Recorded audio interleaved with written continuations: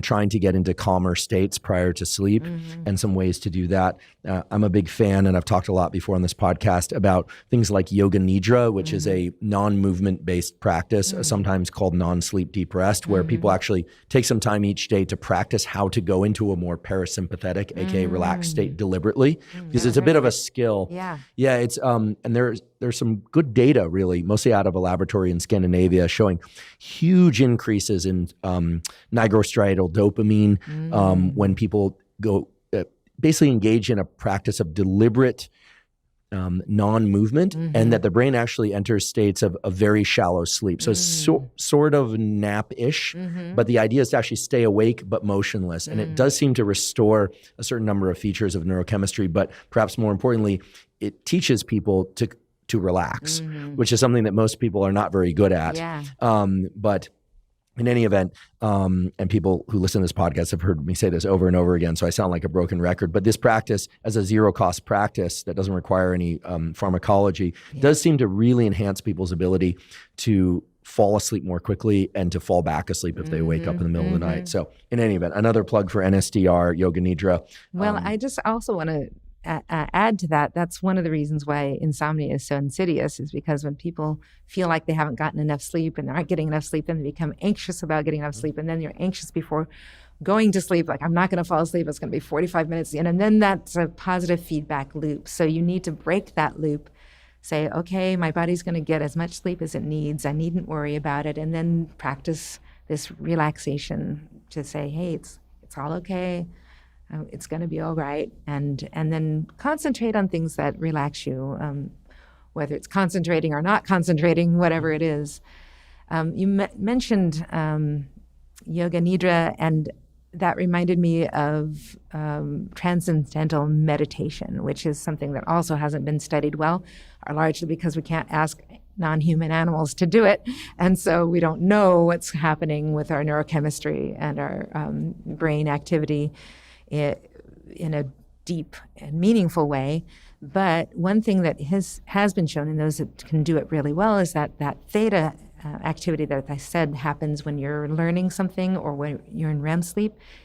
It's well established and increases during the transcendental meditation. So it might be that some states of meditation could in some ways replace or mimic some functions of, for example, REM sleep. But again, we don't know if all the neurochemistry is right to do, for example, the thing that I was talking about, which is erasing the novelty encoding structures of the brain. That needs an absence of norepinephrine and serotonin, which we don't know if that goes away with transcendental meditation. We just don't know the answer to that yet. Yeah, the studies on Yoga Nidra and sleep replacement are kind of interesting.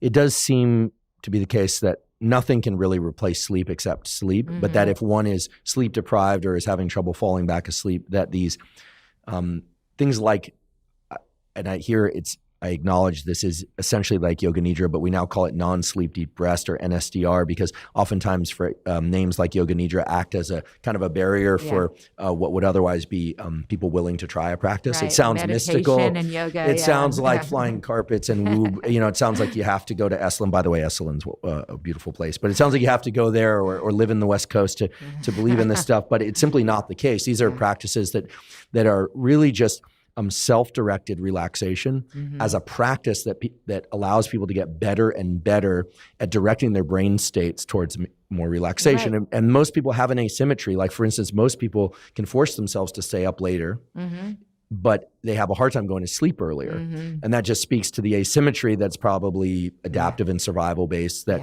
we can ramp ourselves up far more easily than we can tend to calm ourselves down. Yeah. And actually, to appeal to other Christians like me, prayer can be a wonderful way to calm yourself down, because through prayer, you're giving your cares to God and saying, and then you are more relaxed. And I just want to say that because the same reason that yoga might put some people off, it might put some people off to talk about prayer, but it's the same process of being able to relax.